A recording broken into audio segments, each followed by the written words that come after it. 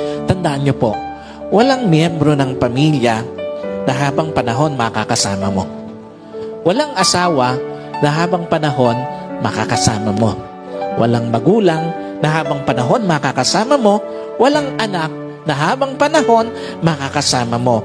And at the same time, wala din namang kapatid na habang panahon makakasama mo.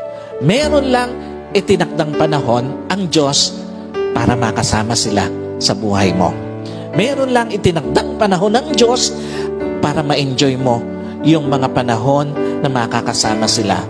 Bawat panahong kasama ang pamilya, pahiram ng Diyos. Bawat panahong kasama mo sila o bawat araw na kasama mo sila, kabawasan yon sa panahong makakasama mo sila. At bawat sandali na lilipas, palapit ng palapit yon sa pagtatapos ng pahiram na panahon sa iyo ng Diyos.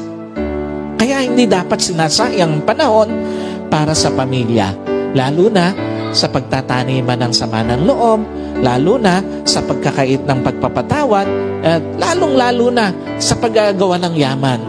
Napakawalang kwenta ng mga bagay na minsan hinahayaan natin na sayangin yung panahon na dapat kasama natin ang pamilya natin.